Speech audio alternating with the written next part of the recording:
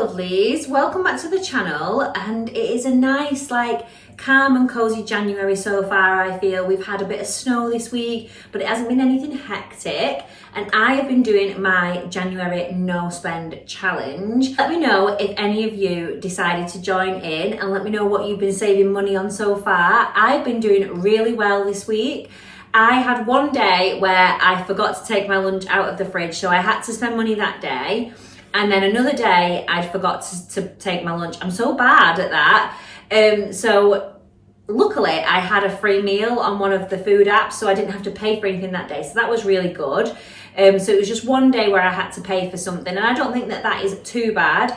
And then the only other thing I had to spend was £20 for a deposit for Penelope's school trip, which I knew was coming up, so that was within the budget. So from Monday to Friday, I've had one day where I've had to pay for lunch, which was like £4. So I think I've done really, really well. If you are not sure what my no spend challenge is, it was my last video. I will link it below, and it's basically just a few little tips of how to try and reduce spending money in January, just to help boost your saving balance or pay off debt, or maybe just buy something a little bit better than little bits here and there. So one thing I really want to do this year is get into being more homemade, more home cooking.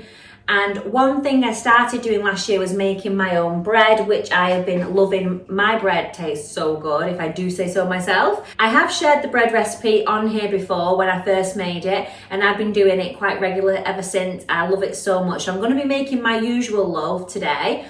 And I'm going to be making another focaccia loaf, which I did in one of my Christmas Vlogmas videos. We made a focaccia loaf, which was absolutely gorgeous.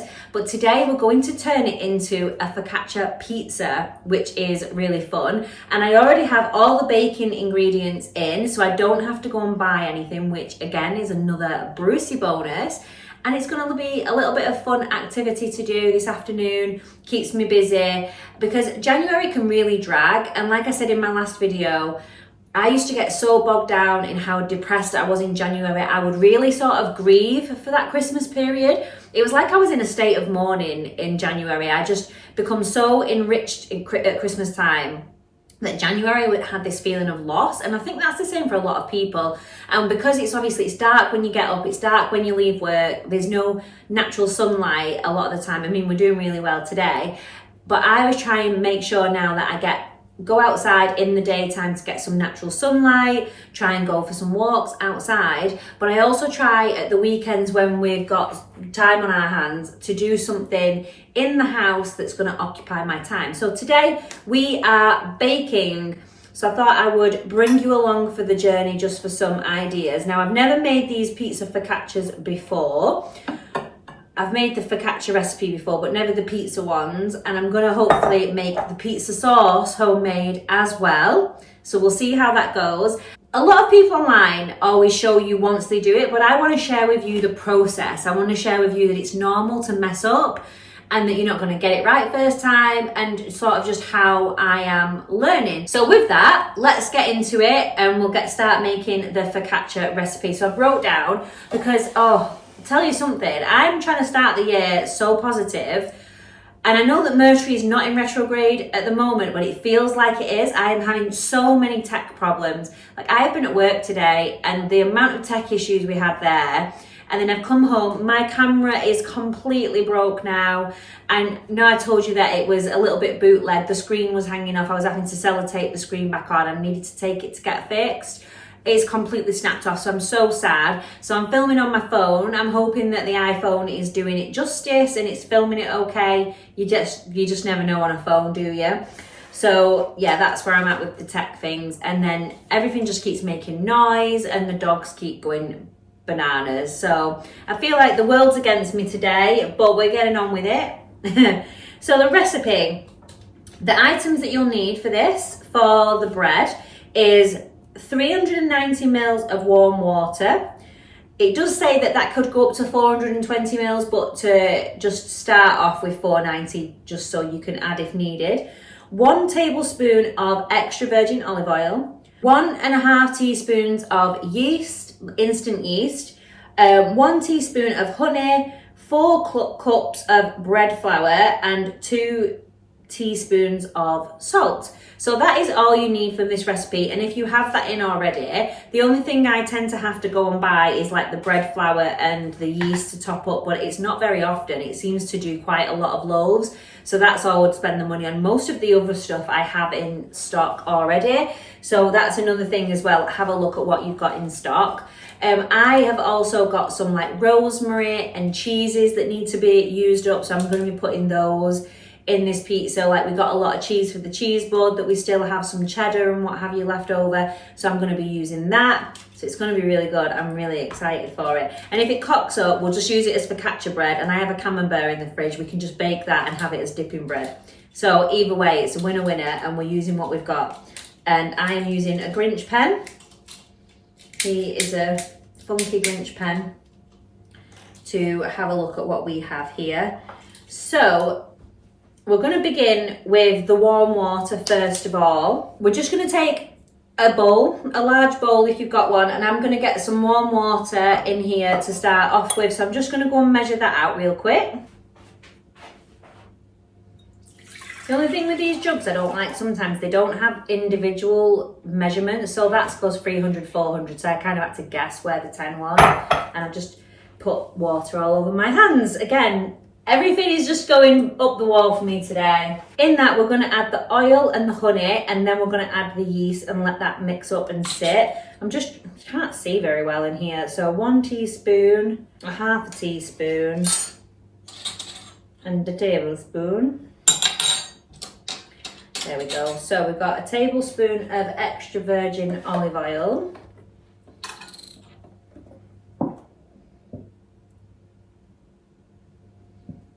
I would also recommend, if you can, I know we're saying no spend, but if you can invest in some measurement cups like these and the tablespoons like these, they're so much better, because that is such a different measurement than an actual tablespoon that you get in the cutlery. So I would highly recommend these. These are just from Asda. I think they were from the Stacey Solomon range, if I remember rightly. And then honey, I am just using this local honey. It is a Bolton-based company, if you didn't know that that's where I was from. So it is local to us, and we got this at the Bolton Food Festival in August, which we always love to go to. If you've never been to the food festival in Bolton in August, I highly recommend it. It is really good. If you are local to the Northwest and want to give it a try, it's usually the last bank holiday weekend. It usually runs like Friday to Monday, sometimes on a Thursday. When I used to work in Bolton, it was so tempting to be like, oh, I'll go every single day. But yeah, we tend to go over the bank holiday weekend, and you can book onto like master classes with chefs and stuff. We missed out. We always say we're going to do it and we always forget. Might be something to look at for this year, but if you're planning your year in advance and it's something you want to try, I would definitely recommend the Bolton Food Festival. Bolton as a town centre isn't that great anymore, but the food festival is really good. So we're going to go in with the yeast. What did I say I needed? 1.5 tisps. I'm going to use that half tist and just do 3 of those. So 1, 2, 3. I know you can buy the individual packets, but I like to buy this big tub because I am using it so frequently at the moment. So yeah, I'm just going to give that a little stir.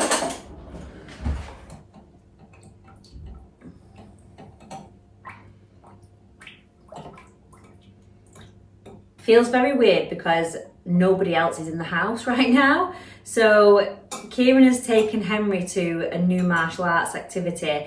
He's joining the junior instructor training, which is really exciting. So I hope he enjoys it. He's gone for the trial today. And then Penelope's been at performing arts this morning whilst I've been at work. So he's got both kids with him. And I've got the dogs, and the dogs have gone and sat quietly, which is very odd. Like, if you've been here on my channel a while, you usually know I get a woof at some point round about now, whether it's Lady, especially if I'm around the kitchen table, Lady usually tells me off because she wants me to feed her something because she's greedy like that. Whereas Buddy's normally just going mental at someone outside. What time are we on? The kids will, they'll probably be back about another hour. I'm going to try this new bread flour that I bought. So there's a woman on TikTok that I follow. I'm really sorry. I think she's called Louise. She's amazing. Like, she's only really young. And she has a kitchen garden and she makes everything home cooked. And when I grow up, I want to be her. She is incredible. And I just love everything that she stands for and that she does. And she makes a lot of bread at home.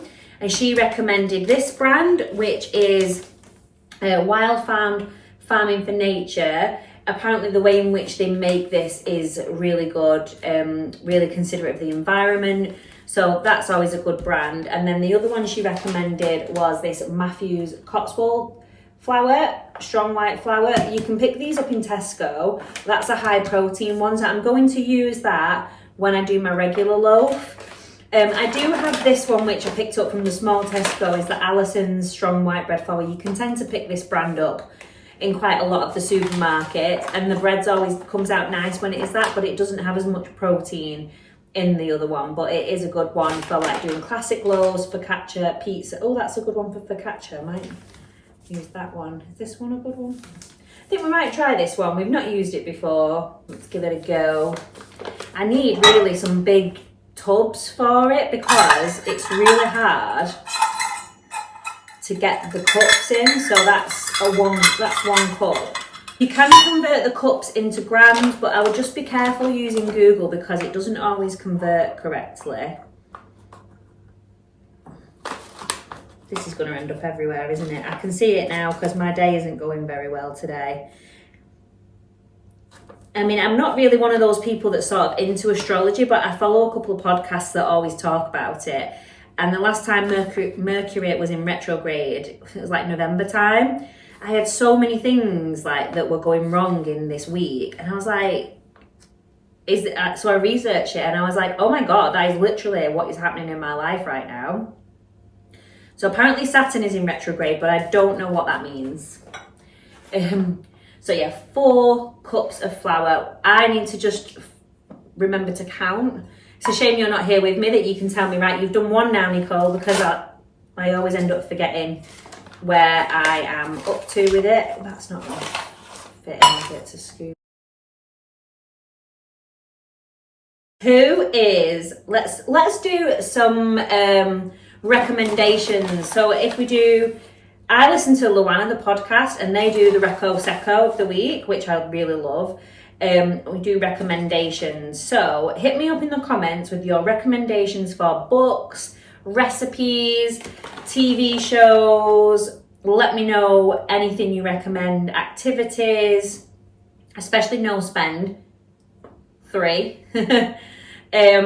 Because I always love to like get inspired and learn new things. But one, obviously, I love watching The Traitors. It is so fun. This year, I like that they changed it up a little bit with the new Secret Traitor. I really like that idea. Me and Kieran have been saying for so long, like, wouldn't it be so good if we didn't know? I'm not going to spoiler it for you and tell you who it is if you've not watched it yet or if you're looking to watch it. But I was actually a little bit disappointed when it revealed who it was because I was like, they could have been a little bit more... They could have done a little bit more of a secret surprise with that one, I think. It was a little bit too obvious, in my opinion.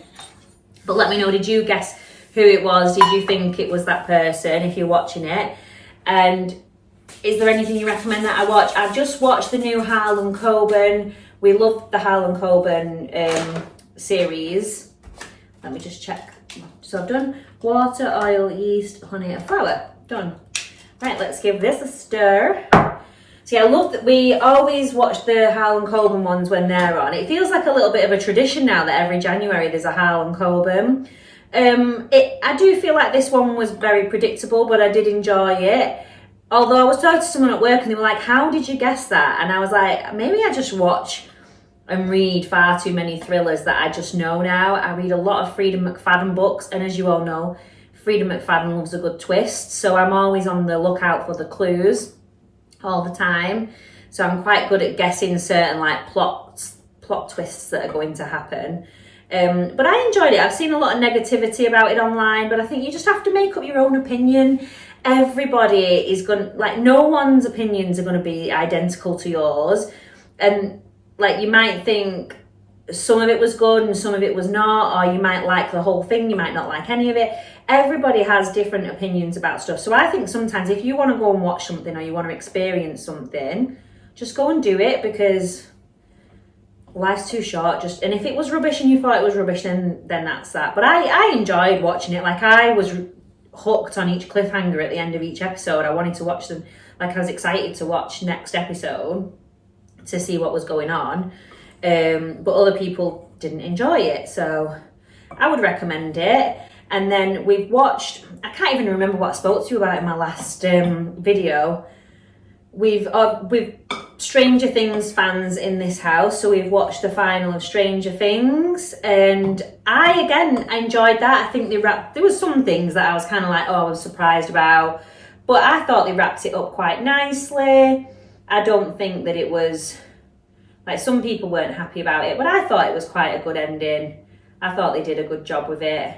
But let me know what you think. Are you a Stranger Things fan? Were you happy with how the Duffer Brothers left that?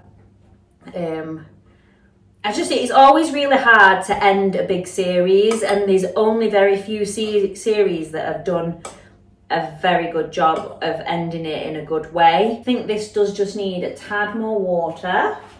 So yeah, I do think it's quite hard when you've got a good series like Stranger Things to end it in a really good way. There's so many series I've watched that I've just thought, they've ruined it. So I was quite happy with how they ended that. I'm still reading my book that I had before Christmas. I've just not had time. It is a Christmas book. I wanted to read a Christmassy book over Christmas, but I never got time to sit down and read it, and I've not had time to sort of sit down and finish it. So I'm halfway through, and then I want to get started on reading all my other books, because we know that my goal last year was to read all the books that were on my bookshelf and not buy any more new books until that had been done. And I failed massively in the first. Well, I read a book off my shelf the first week, and then I had to go and buy all the sequels to it. So I don't want to be buying any more books now until I've read everything on that shelf. You don't want to have like a perfectly perfect structure for a focaccia. So this kind of like doughy look is absolutely fine. And then I'm just going to leave that now to sit for 15 minutes and then come back and do a stretch and fold. So whilst that is going to sit and rest, I just need a towel to cover that up. Let's get a Disneyland Paris one. So 15 minutes, we've got to let that sit. I'm hoping it's not too late in the day for these. I might have to like put it in the fridge and do the rest of it tomorrow and have pizza focaccia tomorrow. So we're gonna now make my dough recipe that is a no knead recipe. So I have been actually kneading it in the dough, in the mixer, but you don't need to do that. Remember that video was like, need to knead. So this is a really easy recipe. 3 cups of bread flour. We are using this one that is higher protein, spilling it everywhere. I'm just gonna do it over here. Doesn't matter if it's a little bit off. 3 cups of bread flour in there. And then I'm gonna at some point make some ciabattas. Ciabattas, how do you even say that? I don't even know how you say that. Let's put that flour away because we don't need that. We have, oh no, just spilled it. 1.5 cups, which is 375 ml of warm water. I'm just going to double check that calculation is right. So 1 cup is 250 ml and half a cup is 100, so 375 ml of warm water. And then, I didn't add the salt. Oh, bagger. Do you think we can add the salt now? I knew there was something I'd not added to. No, I did add the salt Did I add the salt? Did I not add the salt?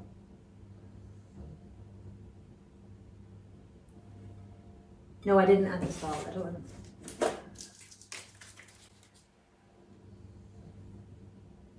I must have added the salt. Oh, there's something wrong with my brain today. I'm gonna have to go back on this video and have a look.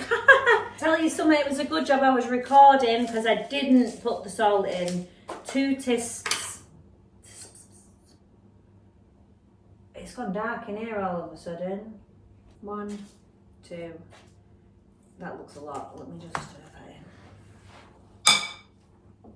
in. There's probably going to be one patch of this now that's going to be really salty. But this is why I want to bring you along for the journey whilst I'm learning, because it happens, people make mistakes. It's not about being perfect. It's about just keep going. And something I've learned about me with like my ADHD is that if I can't do something right first time, I just give up.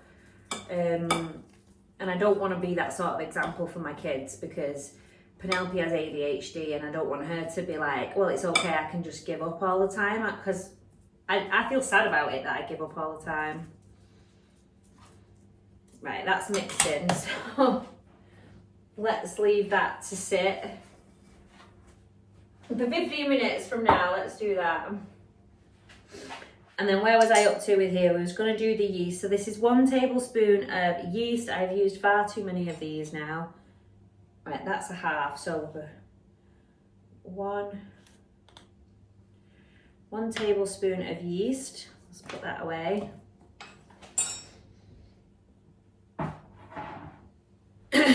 One teaspoon of salt.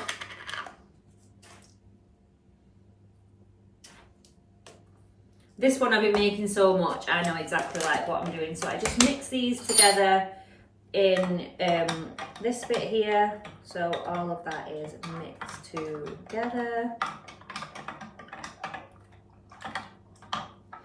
And then we're gonna pour that in to the bread flour. And just mix. I'm absolutely starving. I'm not even eating all day. So bad of me, but I was at work early. I don't get hungry in the mornings. So I did actually, tell a lie, I had a little tiny Skinny Whip protein bar in the car this morning at like 8 o'clock. Been at work, and then I finished work and I just wanted to get home. So I didn't have like any lunch or anything, and then I've been at home and now I'm making stuff for tea. Hate dough. The way it feels on your fingers. I'm gonna have to turn the light on, it's getting really dark. So you don't have to knead this, but I do like to, because I do think that when you knead the bread, it gives it a little bit more air into it and it makes it fluffier. It's just what I've learned with doing this. Like the first one I did it exactly as the recipe said, where I didn't knead it, and it was still perfectly fine, but I've just found that when I do knead it, it does come out better. More fluffy. Yeah. Get off my fingers. I feel like you wash your hands about 50 million times when you're doing a bread recipe. Just got dough stuck to me. Right, get off my fingers. Let's see if I can get it off the spoon. Right, I'm gonna leave that. So I'm gonna let that sit for about an hour and then come back to that one. So I have done 2 stretch and folds. I left the focaccia for 15 minutes, did a stretch and fold, another 15 minutes, then left it for an hour to sit. And now I've added some baking paper to my dish and added plenty of extra virgin olive oil, and I'm now going to add my dough into here.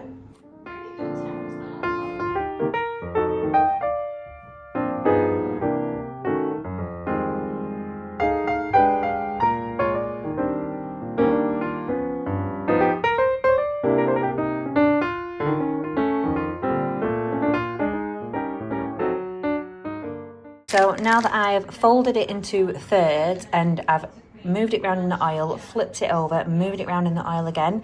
I'm just going to leave it to sit here now for another hour to an hour and a half, but I'm going to cover it with this dish here so that it can rise inside. If you don't have another dish, just cover it with some parchment paper.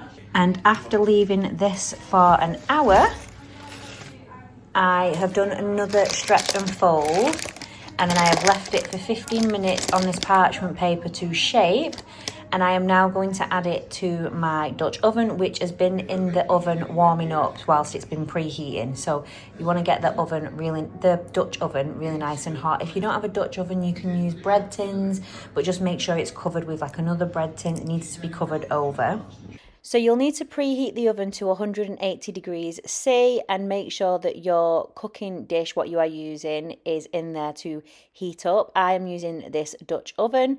Also struggling a little bit here to get it on the little plate rack.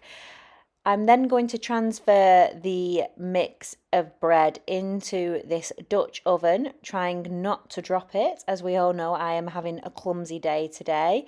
Score it a little bit on the top and sprinkle some flour, covering it and putting it in the oven for around 30 to 35 minutes. We are then going to take it out and check it. Mine was still looking a little bit pale, so I added it back in for a further 10 minutes so it could brown up, and it came out absolutely perfect, just the way I like it. I was so happy with how this turned out. It has become my little masterpiece, this little bread now. I just need to try and make it into different shapes. Look at that rise on that focaccia. So we're going to spread it out a little bit, dimple it, and add some rosemary and some brie to this. We're not going with our pizza idea because we didn't have time. Oh, that looks so good. I've got the brie stuffed in there. Put this in the oven on 190 for around 18 to 20 minutes. Ooh, look at that. It looks so good. Ooh.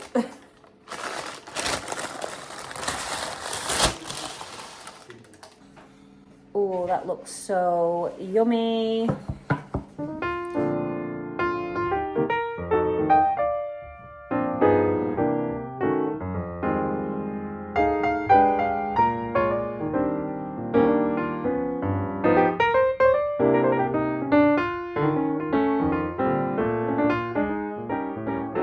So tomorrow we are going to do a kids bake-off, aren't we? Yeah. And the kids have found my Disney stash. I used to collect the Disney baking books. So I have all these Disney molds and shapes. I see these all the time. That was to make, you can make chocolates. We could make our own chocolate. I have some shapes. I have a chocolate lolly made, so we could like melt the chocolate with that. We can mix and match. We can make puppies. We can make our own chocolates. I remember seeing these tutorials on YouTube. You get the cookie, put that in. You get that, shove it in there to flatten it out. And you make cookies. Winnie the Pooh. But when you push it down, it comes out like that. And it's like. And it's, we've got like Bambi molds. I might do Bambi or Piglet. Minnie Mouse. And then if we do anything, make sure nothing's got nuts in, you can take it in school. There's loads of different ones. You've got Toy Story, Cars, tons of stuff. Oh, there's Winnie the Pooh honey pots here. Yeah. Very funny. There is. At the bottom. So I have all these cakes and sweet magical recipes by Disney. So we're just having a look through these, if there's anything we want to make. Look, you can make our own chocolate. They look a bit creepy, them teddy bears. Different recipes, shortcut pastry. How to make a Cars cake. I think I've made about 3 recipes out of this whole thing. All of the fairies hold Tink's hand. All of the fairies hold Tink's hand? Yeah, look, hand. What's the time for? My bread.